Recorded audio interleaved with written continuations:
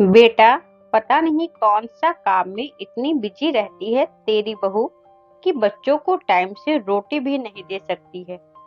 सारा दिन बच्चे यूं ही भूखे रहते हैं, इधर से उधर डोलते रहते हैं।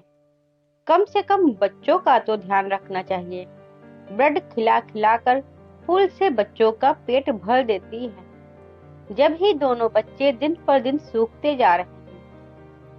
टाइम से रोटी भी ना खिलावे, वहाँ तो हम हैं जो बच्चों का पेट भरते रहते हैं कुछ खिला पिलाकर।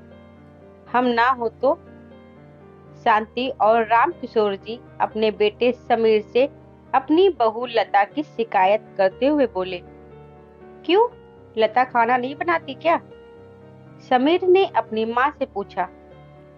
कमरा में से ही नहीं निकलती, पूरे दिन फोन में और लैपटॉप में पता नहीं क्या करती रहती है। ऑफिस के बहाने से बस कमरे में ही बैठी रहती है। शांति ने जवाब दिया। अरे, आप जल्दी आ गए समीर, लता किचन से पानी लाते हुए बोली।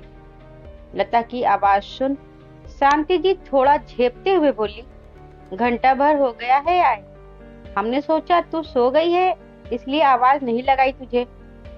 मैं तो अभी चाय बनाने जा रही थी। हाँ, आ गया तो तुम्हें कोई परेशानी हो गई है क्या? बोलो तो वापस चला जाता हूँ। समीर ने लता की बात का गुस्से में जवाब देते हुए कहा। लता अपने पति की नाराजगी का कारण बाखूबी जान चुकी थी, लेकिन कुछ बोलकर अपने पति पत्नी के रिश्ते का तमाशा वह अपने सास ससुर के सामने नहीं बनाना चाहती थी। इसलिए उसने सब कुछ सुन के भी अनसुना कर समीर से ये सवाल किया। समीर और बाकी सबको ऐसे दिखाया जैसे वह अपनी सास ससुर के समीर को सिखाने वाली बात उसने सुनी ही नहीं। वह उससे अनजान है। नहीं समीर, मेरा वह मतलब नहीं था, मैंने बस यूं ही पूछा। लता ने साधारण रहते हुए समीर से कहा। चाय का समय हो गया है, मैं चाय बनाकर लाती हूँ, लता ने कहा। रहने दो लता, यह काम भी माँ ही कर लेंगी, तुम आराम करो अपने कमरे में जाकर। वैसे आज तुम कमरे से जल्दी कैसे निकल आई?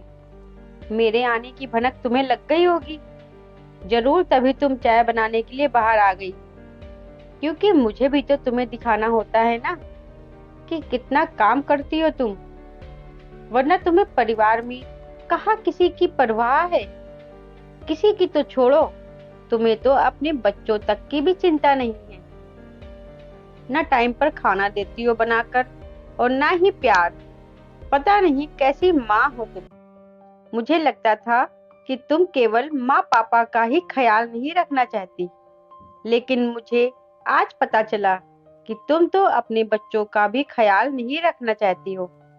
इसलिए देखो, हमारे दोनों बच्चे कितने कमजोर हो रहे हैं। अगर तुम्हें गुस्सा आता है बच्चों पर तो अपनी फ्रस्ट्रेशन निकालने के लिए उन्हें पीट देती हो, लेकिन प्यार से कभी उन्हें खाना खिलाते मैंने तुम्हें कभी नहीं देखा। आज समीर के मुंह से यह सब सुनकर लता के सब्र का बांध टूट गया और कर्तव्य निष्ठा का भूत उतर चुका था। लता, क्यों समीर, मुझसे इतनी अपेक्षा किस लिए? और मैं काम नहीं करती या खाना नहीं बनाती, यह आपको बताने वालों ने बताया, लेकिन मैं जानना चाहती हूँ कि खाना अगर मैं नहीं बनाती तो कौन बनाता है? आप सब भी अच्छे से जानते हैं कि मेरा ऑफिस वर्क फ्रॉम होम ही चल रहा है और मैं पूरी कोशिश करती हूँ कि सारा काम मैं खुद ही करूँ। इसलिए मैं ऑफिस के साथ साथ घर की भी हर जिम्मेदारी उठाने से कभी पीछे नहीं हटती। लेकिन अगर कभी मेरी मीटिंग है या मेरा ऑफिस का काम है, महीने में एक दो बार खाना मम्मी जी ने बना भी लिया, तो मुझ पर इस बात का एहसान क्यों? जैसे ये घर मेरा है, मगर मुझसे पहले तो उनका है। हमारे बच्चे क्या सिर्फ मेरे अकेले के बच्चे तो नहीं, आपके भी तो हैं। लेकिन आप उनकी सुबह से लेकर रात तक कौन सी जिम्मेदारी उठाते हैं, जो आप मुझे यह बोल रहे हैं कि मैं अपने बच्चों के लिए एक अच्छी माँ नहीं हूँ? तो क्या आप एक अच्छे पिता हैं? पूरा दिन घर के और ऑफिस के काम करते हुए मैं भी थक जाती हूँ, जिसमें बच्चे कितना परेशान करते हैं।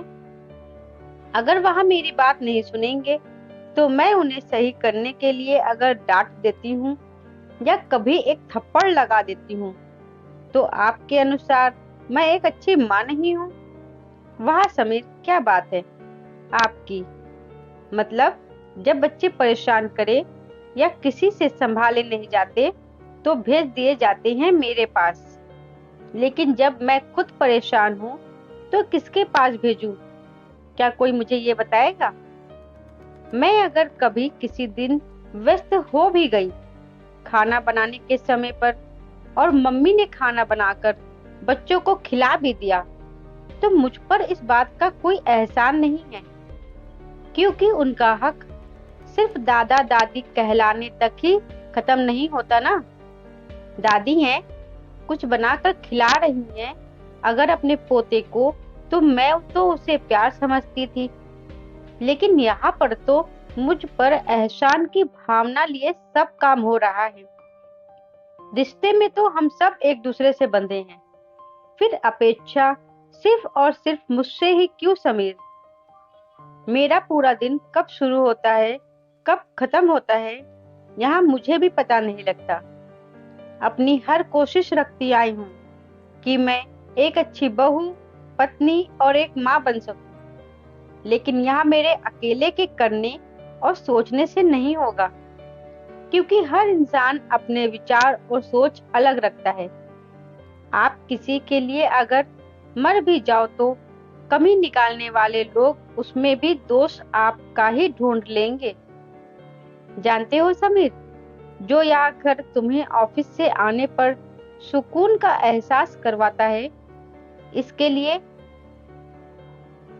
इसलिए क्योंकि इसे संवारने में मैं अपना समय और एनर्जी दोनों लगाती हूँ। एक दिन भी अगर मैं किसी भी चीज को हाथ न लगाऊं और घर यूं ही बिखरा हुआ गंदा तुम्हें मिले, उस दिन तुम्हें एहसास होगा कि घर में भी कितना काम होता है, जो मैं ऑफिस और बच्चों के साथ साथ अकेले संभालती हूँ, वहां भी किसी से शिकायत करे बिना।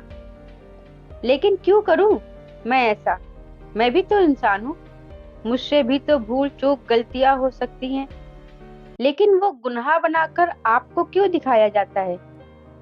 आज से मैं भी तुम्हारी ही तरह सिर्फ ऑफिस का काम ही करूंगी, क्योंकि आपके और मम्मी पापा जी के अकॉर्डिंग तो घर, खाना और बच्चे तो आप लोग ही संभालते हैं। मैं तो सिर्फ अपने रूम में फोन और लैपटॉप में टाइम पास करती हूँ। मैं आज से खुद को आप सबकी अपेक्षाओं से आजाद करती हूँ और खुद को अपनी बुराइयों के साथ स्वीकार भी करती हूँ। लेकिन मैं कैसी माँ हूँ, कैसी नहीं, यह मुझे बताने का हक मैंने किसी को नहीं दिया है। मेरे बच्चों को मुझे कब क्या सिखाना है, कैसे सिखाना है, यह मैं खुद तय करूंगी। समीर को लता की बात सुनकर खुद पर ग्लानि हो रही थी, क्योंकि वह खुद की आंखों से देखकर भी वह नहीं देख पाया जो उसे खुद ही नजर आ रहा था। लता पूरे दिन ऑफिस और घर के चक्कर में अपने लिए समय तक नहीं निकाल पाती थी, लेकिन अपने माता पिता के मुंह में आकर उसने लता का दिल दुखाने की गलती तो कर दी थी, जिसके लिए समीर लता से माफी मांगता है और लता से वादा भी करता है कि वह खुद भी घर के कामों में और बच्चों को संभालने में लता की पूरी मदद करेगा। लता द्वारा पढ़ाया यह सबक का पाठ और लता के घर की शांति के लिए काफी फायदेमंद रहा।